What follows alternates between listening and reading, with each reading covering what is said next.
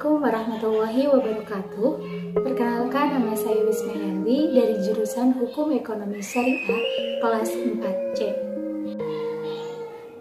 Di sini saya akan menjelaskan tentang tindak pidana ekonomi. Oke, langsung saja masuk ke materi pertama, yaitu tentang tindak pidana atau jarimah. Hukum pidana Islam sering disebut dalam fikih dengan istilah jinayah atau jarimah. Menurut bahasa, jarimah berasal dari kata jarama yang sinonimnya itu kasaba wal qat'a, yang artinya itu berusaha atau bekerja. Selanjutnya yaitu tentang teori ihtikar.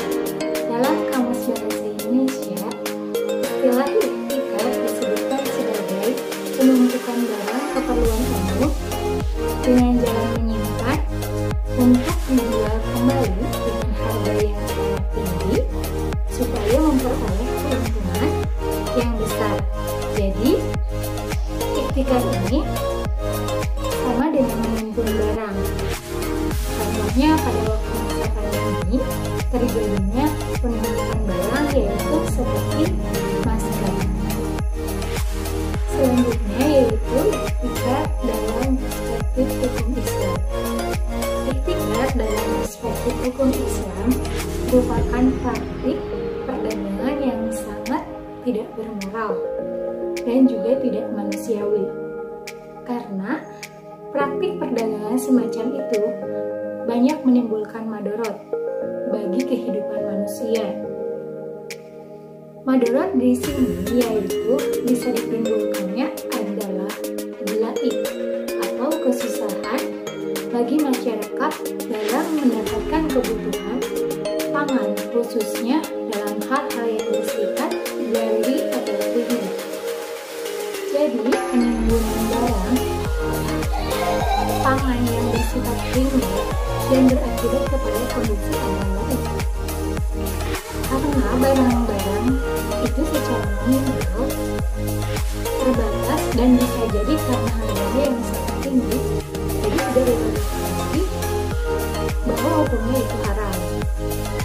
Adapun sebaliknya, apabila ada orang yang menghimpun dan menahan makanan dengan maksud menjadikan sebagai cadangan pada masa krisis pangan dan untuk kemudian menjualnya dengan harga yang wajar, maka itu tidak diharamkan. Kemudian, ulama memberikan kriteria tertentu terhadap bentuk ihtikar atau penimbunan yang diharamkan. Yang pertama itu, barang-barang yang ditimbun hendaklah melalui proses pembelian sebelumnya dari masyarakat. Adapun apabila barang dagangan itu semata-mata dari hasil pertamanan sendiri, ihtikar yang diharapkan.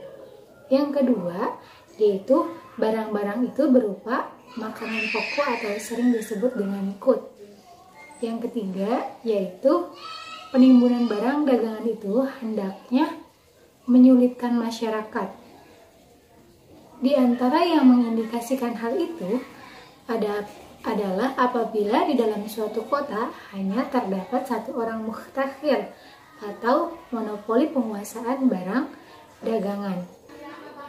Selanjutnya yaitu pengertian gosok dan pendapat ulama. Gosok berasal dari kata gosoba yang sibu gosban, yang berarti mengambil secara paksa dan jolim. Gosok menurut bahasa berarti mengambil secara jolim.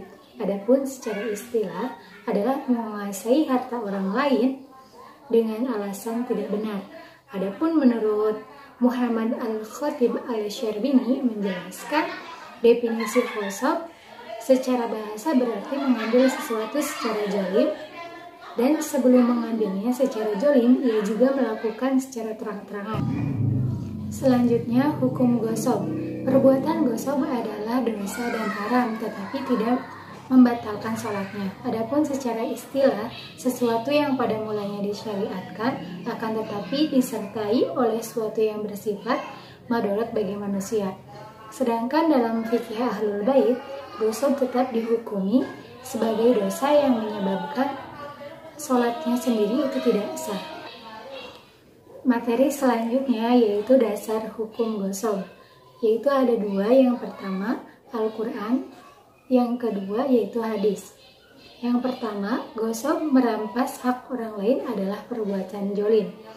Allah Subhanahu wa Ta'ala berfirman, yang artinya, dan janganlah sebahagian kamu memakan harta sebahagian yang lain di antara kamu dengan jalan yang batil, dan janganlah kamu membawa urusan harta itu kepada hakim supaya kamu dapat memakan sebahagian daripada harta benda orang lain itu dengan jalan berbuat dosa, padahal kamu mengetahuinya. Quran Surat Al-Baqarah ayat 188. Sedangkan hadis dari Sa'id bin Zaid bahwasanya Rasulullah SAW telah bersabda, barang siapa ambil sejengkal dari bumi dengan kezaliman, niscaya Allah kalungkan dia dengannya pada hari kiamat dari 7 bumi. Materi selanjutnya yaitu hukuman bagi orang dosa. Yang pertama, ia berdosa jika ia mengetahui bahwa barang yang diambilnya tersebut milik orang lain. Yang kedua, jika barang tersebut masih utuh, maka wajib dikembalikannya. Yang ketiga, apabila barang tersebut hilang atau rusak karena dimanfaatkan, maka ia dikenakan denda. Yang keempat, mazhab Hanafi dan Maliki berpendapat bahwa denda dilakukan dengan barang yang sesuai atau sama dengan barang yang digosok.